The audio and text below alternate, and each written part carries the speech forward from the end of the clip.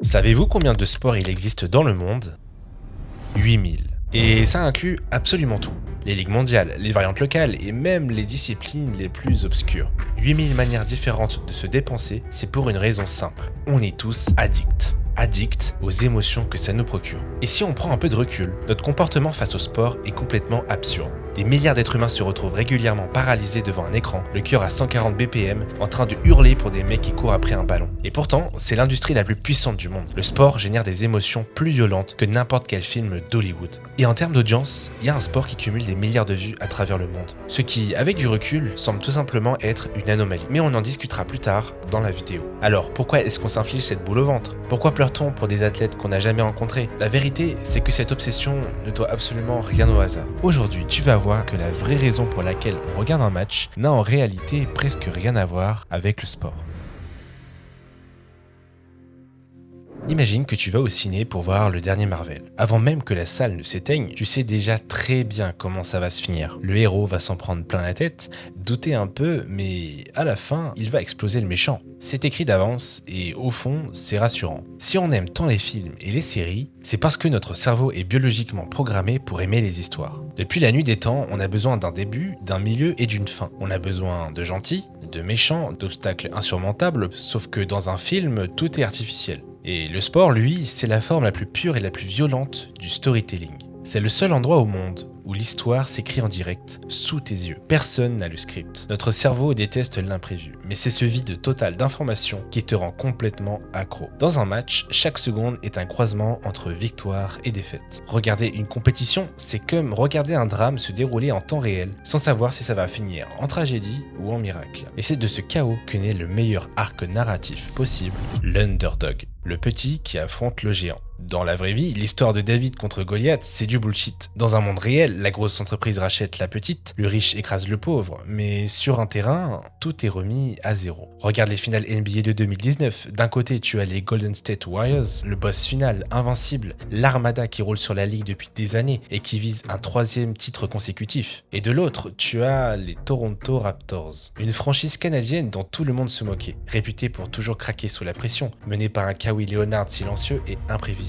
Sur le papier, tout semble aller en faveur des Warriors, mais sur le parquet, la réalité s'en fout du script. Et en regardant ça, tu ne cries pas juste pour une équipe, tu cries parce que tu veux voir le petit battre le gros. Et cette tension, cette boule au ventre, s'appuie sur un dernier élément narratif, les moments de bascule. Tu sais, ce moment décisif qui fait pencher la balance est l'issue d'un match, un but à la dernière minute pour faire gagner ton équipe, les derniers 100 mètres d'une course de relais, le chaos. Mais reprenons l'exemple des Raptors de Toronto. Nous sommes aux demi-finales de conférence pour les playoffs NBA. La rencontre oppose Philadelphia, composée d'un 5 majeur monstrueux avec notamment Jimmy Butler, Joel Embiid ou encore Ben Simmons, et Toronto qui avait un roster moins impressionnant. Cette année-là, ils avaient fait un pari risqué, échanger leur meilleur atout contre une énigme, Kawhi Leonard, qui sortait d'une année quasi blanche à cause de blessures. 12 mai 2019 représente le match le plus important de toute rencontre au basket, Game 7.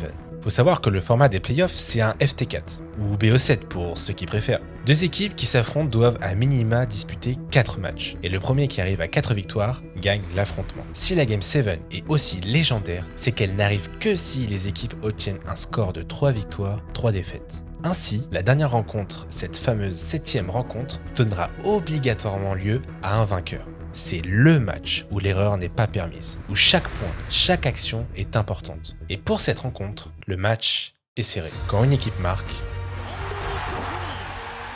l'autre répond. Elles se rendent coup pour coup.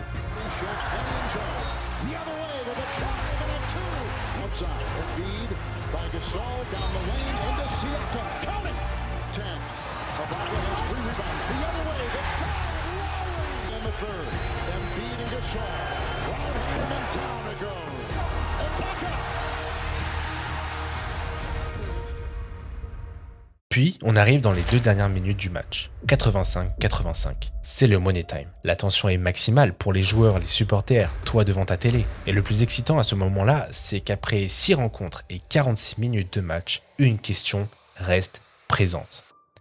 Qui gagnera? Leonard score et fait passer son équipe devant.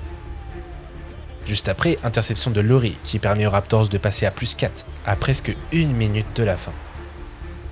Après un lancer franc, Toronto loupe 2 occasions de marquer. 24 secondes restantes, possiblement la dernière action. Faute sur Embiid qui permet à Philadelphia de revenir à 1 point d'écart. À 10 secondes de la fin, Toronto passe à +2. Il ne reste qu'une chance pour Philly pour au moins égaliser. «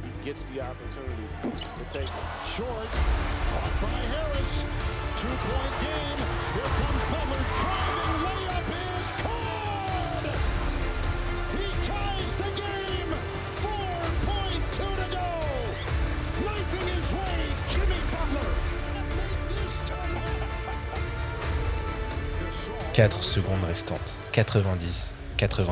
Une action pour Toronto. Tout va se jouer sur un tir de Léonard, un tir pour gagner cette rencontre et passer en finale de conférence. Mais comme je vous ai dit avant, Léonard c'est une énigme. Alors arrivera-t-il à prendre le destin de son équipe en main ?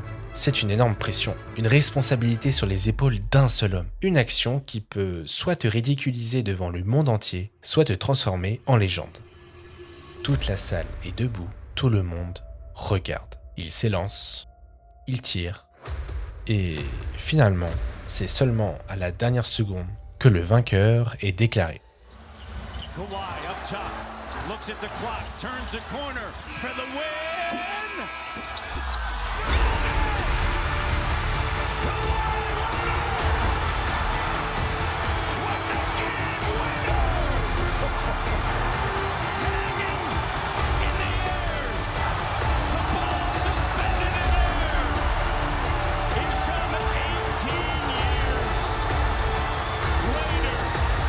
Les Raptors se qualifient en finale et finiront par obtenir le titre de champion NBA. Bon, si on prend des situations plus extrêmes, il y a aussi quelque chose qui nous rend addicts. C'est la remontada. La remontada, c'est quand une des équipes est au bord du gouffre. Tout le monde pense que c'est fini, mais il y a ce petit espoir au fond qui te dit que, peut-être, il peut se passer un miracle. Et qu'à la fin, ce miracle se produit. Une des remontadas les plus impressionnantes, c'était pour la Ligue des Champions de 2017. Pour comprendre l'absurdité de ce moment, il faut le contexte. Au match aller, Paris a humilié Barcelone 4-0. Dans toute l'histoire de la Ligue des Champions, 100% des équipes qui ont subi ce score ont été éliminées. Aucune exception. Le scénario est déjà scellé. Au match retour, on arrive à la 88e minute. Pour espérer se qualifier, le Barça doit encore inscrire 3 buts d'affilée. 3 buts en 7 petites minutes. Contre l'une des meilleures équipes d'Europe. N'importe quel esprit logique sait que c'est mathématiquement mort. Le désespoir est total. Certains supporters célèbrent déjà la victoire, tandis que d'autres éteignent déjà la télé. Et pourtant, un coup franc en pleine lucarne à la 88e, un penalty à la 91e, et le but final à l'ultime seconde de jeu à la 95e minute.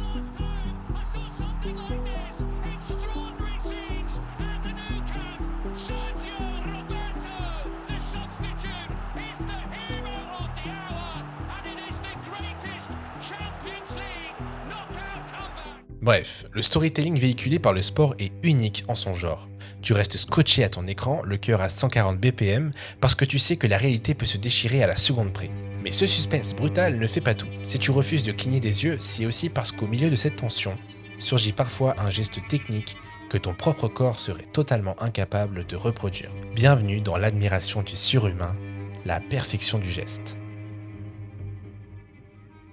Au fond, le sport ce n'est pas qu'une simple compétition pour savoir qui ramènera la coupe à la maison. C'est aussi considéré comme de l'art. Des études en neurosciences ont d'ailleurs prouvé qu'observer une trajectoire de balle parfaite active exactement les mêmes zones de ton cerveau que lorsque tu contemples par exemple un tableau dans un musée. Et puis en vrai tu peux t'en rendre compte, on est tous déjà tombés sur ces vidéos satisfaisantes avec un double écran pour attirer notre attention et nous faire rester sur la vidéo. Il y a une forme de géométrie sacrée dans le sport. Prends un tir à 3 points de Stephen Curry par exemple. La balle quitte ses mains, monte à plus de 5 mètres de haut et redescend pour transpercer le filet. Tout ça est calculé par son cerveau en une fraction de seconde. Et c'est la même chose quand tu regardes un échange des frères Lebrun au tennis de table. À vitesse réelle, ton cerveau n'a même pas le temps de traiter l'information. C'est juste un duel ultra violent où la balle fuse à plus de 100 km/h.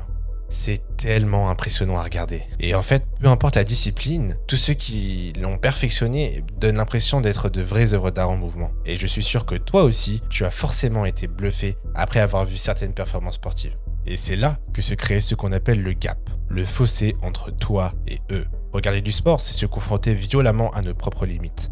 C'est ça qui est fascinant. La base du sport, c'est des mouvements qu'on connaît tous. Tu sais courir, tu sais sauter, tu sais lancer un objet. Mais personne ici ne sait ce que l'on ressent vraiment quand on franchit le mur du son à 45 km/h comme Usain Bolt. Personne ne sait ce que c'est vraiment de défier la gravité en faisant une triple vrille comme Simone Biles. Et toi, tu t'imagines à leur place. Mais tu réalises très vite qu'il y a un gouffre presque divin entre toi et l'athlète. Il est le miroir de ce que ton corps pourrait être s'il était poussé à la perfection absolue. Et ce vertige ne marche pas qu'avec la vitesse ou l'agilité. C'est exactement pareil avec la force pure.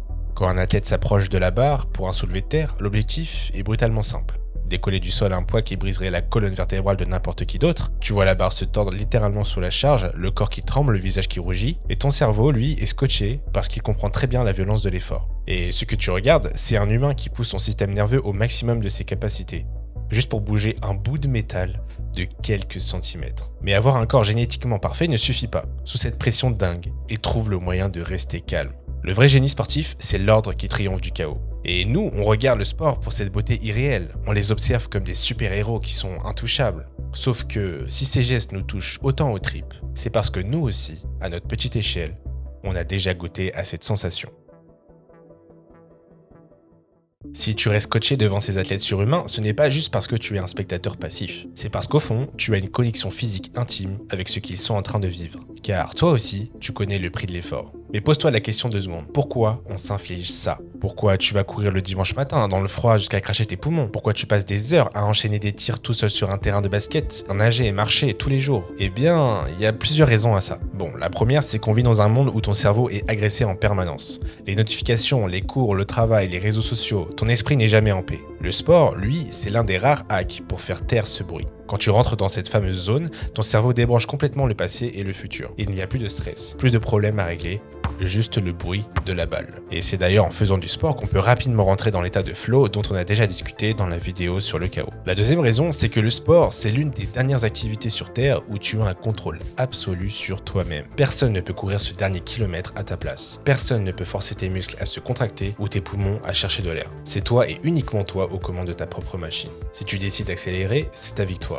Si tu abandonnes, c'est ta responsabilité. Pratiquer, c'est s'offrir un moment de liberté totale où tu es le seul et unique décideur. Enfin, on pratique le sport pour une sensation vitale, presque addictive, la progression brute. Dans la vie de tous les jours, tes succès sont souvent abstraits. Tes notes, ton salaire, ta carrière, tout ça prend du temps et dépend souvent du jugement des autres. Et le sport te donne un retour immédiat et honnête. La semaine dernière, tes poumons brûlaient au bout de 2 km. Aujourd'hui, tu en cours 3. Le mois dernier, cette barre te semblait impossible à soulever, mais aujourd'hui, elle monte. Le chrono descend, la distance s'allonge, le geste devient plus fluide. C'est la mécanique pure du dépassement de soi. Tu te prouves concrètement que la douleur d'hier s'est transformée en force.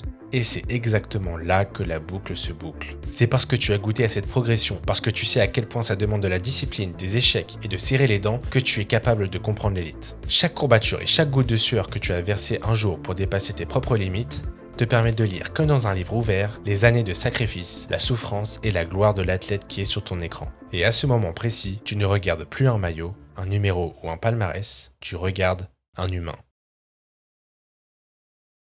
Au fond, le sport de haut niveau, c'est l'équivalent dans la vraie vie de ce que tu ressens devant un bon animé. Si tu vibres autant quand ton joueur préféré marque à la dernière seconde que quand le flic débloque le Gear 5, ce n'est pas un hasard. On est tous biologiquement programmés pour aimer le voyage du héros. Dans un shonen, tu as toujours le même schéma. Le héros doute, se fait écraser, passe par un arc d'entraînement où il souffre en silence pour finalement briser ses propres limites. L'athlète, c'est exactement ça, mais sans les effets spéciaux. Ses blessures, ses défaites humiliantes devant des millions de personnes, ses mois de rééducation tout seul dans l'ombre, c'est son arc d'entraînement. Tu ne t'identifies pas à un robot qui gagne facilement à tous les coups. Tu t'identifies à celui qui tombe, qui saigne et qui trouve la force de revenir. Mais ça va encore plus loin. On ne choisit jamais son joueur ou son athlète préféré au hasard. Si tu es attaché particulièrement à un sportif de haut niveau, c'est parce qu'avant tout, il incarne ton identité, tes valeurs ou encore mieux, la personne que tu rêverais d'être. Prends quelqu'un comme Kobe Bryant et sa fameuse Mamba Mentality. Si des millions de personnes l'ont idolâtré, ce n'est pas juste parce qu'il marquait des paniers, c'est parce qu'il représentait l'obsession absolue du travail acharné, la discipline militaire, le refus de l'échec. Et petite anecdote, Kobe détient le record absolu du plus grand nombre de tirs ratés. Près de 14 500 échecs. Si les gens le respectaient autant, ce n'est pas parce qu'il était infaillible. C'est parce qu'après avoir raté 14 000 fois, il avait encore le courage maladif de prendre le tir suivant pour faire gagner son équipe. Il représentait l'obsession du travail acharné et le refus de baisser la tête. Et dans la vie de tous les jours, on fait des compromis. On a parfois peur de l'échec, on n'ose pas prendre des risques, on recule face à l'obstacle. L'athlète, lui, n'a pas le droit de fuir. Quand il prend le tir décisif à la dernière seconde ou qu'il va au contact d'un mec meilleur que lui, il porte tes propres ambitions sur ses épaules. Tu projettes sur lui tes luttes, tes espoirs et le courage que tu aimerais avoir au quotidien. Mais rassure-toi, cette projection intime, tu n'es pas le seul à la faire. Et quand des milliers de personnes projettent leurs espoirs sur le terrain en même temps, il se crée le dernier grand phénomène de société, l'effet de communauté. Pose-toi une question toute simple. Pourquoi tu as les larmes aux yeux pour des gens que tu n'as jamais rencontrés? Pourquoi tu cries naturellement « on a gagné » alors que tu es resté vissé sur ton canapé et que tu n'as même pas transpiré une seule goutte? C'est parce que l'être humain a un besoin biologique et ancestral d'appartenir à un clan pour se sentir en sécurité. Le club de ta ville ou ton équipe nationale, ce n'est ni plus ni moins que la version moderne de cette tribu. Regarde les images de Buenos Aires après la Coupe du Monde de 2022. 5 millions de personnes dans les rues. Le sport, c'est une des seules choses sur cette planète capable de transformer le moi en nous en une fraction de seconde. Au fond, le sport a tout simplement remplacé les anciens rituels. Le stade, ce n'est pas juste un tas de béton et de sièges en plastique. C'est l'église moderne. Il a son architecture, ses chants sacrés et ses légendes. Quand tu entends 50 000 supporters chanter « You will never walk alone » à Anfield,